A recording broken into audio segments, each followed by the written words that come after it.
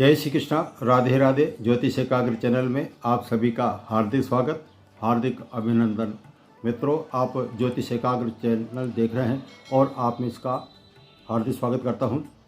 आज का जो विषय है 22 अप्रैल 2023 को हमारा अक्षय तिथि पर्व आ रहा है। अक्षय तिथि के दिन हमें क्या करना चाहिए और क्या नहीं करना चाहिए, इसके बारे में आपका संशय दूर करने जा रहा हूं। अक्षय तिथि के बारे में, इसको हम आखा तीज भी बोलते हैं। और अक्षय तिथि क्यों कहलाती है? हमारे हिंदू ग्रंथों के अनुसार या ज्योतिष शास्त्र के अनुसार यदि हम देखें तो तिथियां जो होती है उनको 5 भागों में बांटा गया है, जिसमें अक्षय तिथि यानी कि तृतीया, अष्टमी और तेरस, इन तिथियों को जया तिथि माना गया है। और ये तिथि जो है अग्नि तत्व कहलाती है। ऐसे में इस अक्षय तिथि के दिन हम जो भी कार्य करते हैं वो शुभ फल देते हैं, और साथ ही जो भी कार्य करेंगे उसमें जया का मतलब आप सीधा सीधा समझ ही गए होंगे। जया का मतलब आपको हर क्षेत्र में जो भी कार्य करेंगे उसमें सफलता हासिल होगी। और वैशाख मास की शुक्ल पक्ष की तृतीया विशेष महत्व रखती है। इसमें 3 का महत्व है। इसमें लक्ष्मी, सरस्वती और दुर्गा, ये 3 का विशेष आशीर्वाद प्राप्त होता है। और इन तीनों में से हर व्यक्ति धन की अभिलाषा करता है, जीवन में सुख शांति चाहता है। तो अक्षय तिथि, जिस तरह से जब दीपावली आती है तो धनतेरस के दिन हम खरीदारी करते हैं, तो खरीदारी में उसमें क्या क्या है वो मैंने आपको धनतेरस के बारे में पहले बता चुका हूँ। लेकिन अक्षय तिथि में हमें बहुत सावधानी बरतनी चाहिए। अक्षय तिथि के दिन सिर्फ और सिर्फ सोना खरीदा जाता है। सोना खरीदने से ये मान्यता है कि इससे साल भर जीवन में सुख समृद्धि धन वृद्धि बनी रहती है। इस उद्देश्य को लेकर हम अधिकतर सोना खरीदते हैं। लेकिन जो लोग नहीं समझ पाते हैं वो धनतेरस पर जो खरीदारी की जाती है उसी अनुसार अनाप शनाप खरीदारी कर लेते हैं। इससे उनको लाभ होने की अपेक्षा नुकसान ही होता है। तो ऐसे में यदि आज सोने का भाव ज़्यादा बढ़ चुका है, सोना नहीं खरीद सकते हैं, तो जीवन में सुख समृद्धि आए, धन वृद्धि आए, यदि आप ये चाहते हैं तो आपको उस दिन अक्षय तिथि के दिन यानी कि 22 अप्रैल 2023 को सोना नहीं खरीदने की स्थिति में आप थोड़े से जो सवा मात्रा में, वो 125 ग्राम भी हो सकते हैं, इससे प्रारंभ करके सवा मात्रा में आप शुभ मुहूर्त में जो ला सकते हैं। और जो लाकर उसको लाल पोटली में बांधकर माँ लक्ष्मी के सामने रख दें।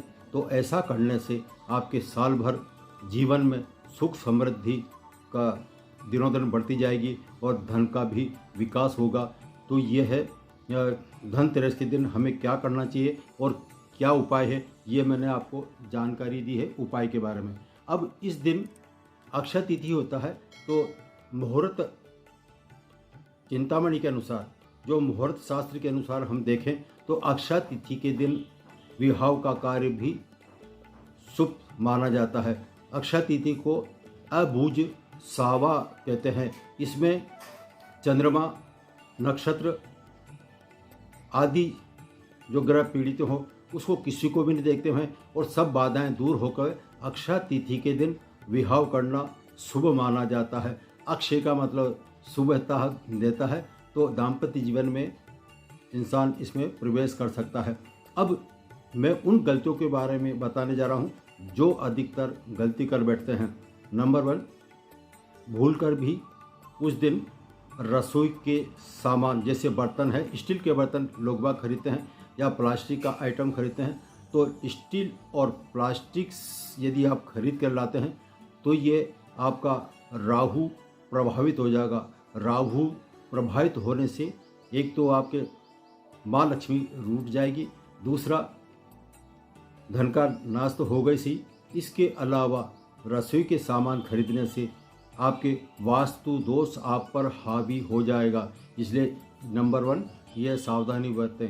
नंबर 2, अपने शब्दों से, विचारों से किसी भी तरह से सामने वाले के मान सम्मान का ध्यान रखते हुए कभी भी उसका अपमान नहीं करें। इस दिन यदि आप किसी व्यक्ति का अपमान करते हैं तो इससे आपकी माँ लक्ष्मी रूठ जाएगी।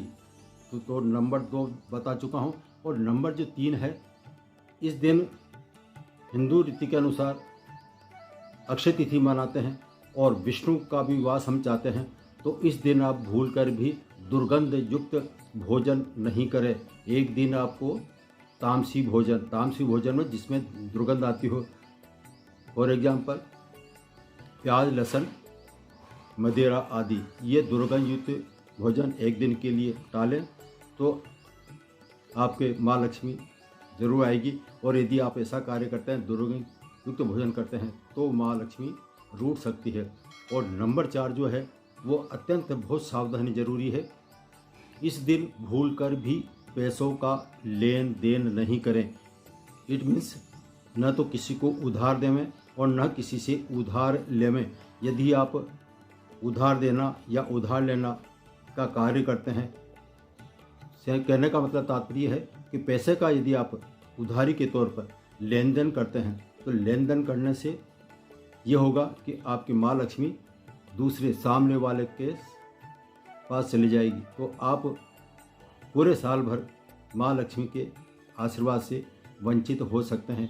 अतः यह सावधानी भी बहुत आवश्यक है। तो यह था हमें क्या करना चाहिए और क्या नहीं करना चाहिए इसके बारे में। और इसके अलावा आप इस दिन हमें क्या उपाय करना चाहिए तो इसके लिए बताता हूँ। यदि आप माँ लक्ष्मी का ज़्यादा से ज़्यादा आशीर्वाद प्राप्त करना चाहते हैं और ज़्यादा से ज़्यादा धन की आशा रखते हैं तो ऐसे में माँ लक्ष्मी और विष्णु भगवान का यथाशक्ति श्रद्धानुसार उपलब्ध सामग्री के अनुसार लेकिन संकल्प लेकर विष्णु और लक्ष्मी का पूजन में स्नान और कच्चे दूध से स्नान तो कराना ही आवश्यक है। यदि आप उचित समझें तो पंचामृत से भी स्नान करा सकते हैं। स्नान कराने के बाद में ज़्यादा नहीं तो सूक्ष्म पूजा, वस्त्र, आभूषण, तिलक ये लगाएं। जहाँ तक हो सके केसर का तिलक लगाएं। भोग में जहाँ तक हो सके आपको खीर का भोजन लगाना है। खीर का भोजन लगाने के बाद में यथाशक्ति श्री सूक्त का पाठ, कनक धारा स्रोत यदि आप करेंगे तो विष्णु और लक्ष्मी दोनों प्रसन्न होकर आपके घर में निवास करेंगे। तो ये था धन प्राप्ति का उपाय। इसके अलावा यदि आप इस दिन श्री सूक्त के 16 पाठ कर लेते हैं संपूर्ण लगा के, तो उसके जो आर्थिक तंगी चली आ रही है वो आर्थिक तंगी इस समय ऐसा कार्य करने से वो निश्चित दूर होगी। तो यह है आपके अक्षय तिथि को हमें क्या करना चाहिए और क्या नहीं करना चाहिए, इसका परिणाम। आप को ये वीडियो कैसा लगा, यदि आप हमारे कंफर्ट बॉक्स में आपकी राय जरूर दें। और यदि आप नए हैं तो प्लीज़ इसको सब्सक्राइब करें। सब्सक्राइब करने पर आपको नई नई जानकारी मैं देता रहूँगा, आपको प्राप्त होती रहेगी। और इसको ज़्यादा से ज़्यादा वायरल करें तो आपके साथ आपके परिजन मित्र भी इसका लाभ उठा सकते हैं। आज इतना ही। जय श्री कृष्णा। फिर मिलेंगे अगले नए वीडियो के साथ, नई चर्चा के साथ। जब तक जय श्री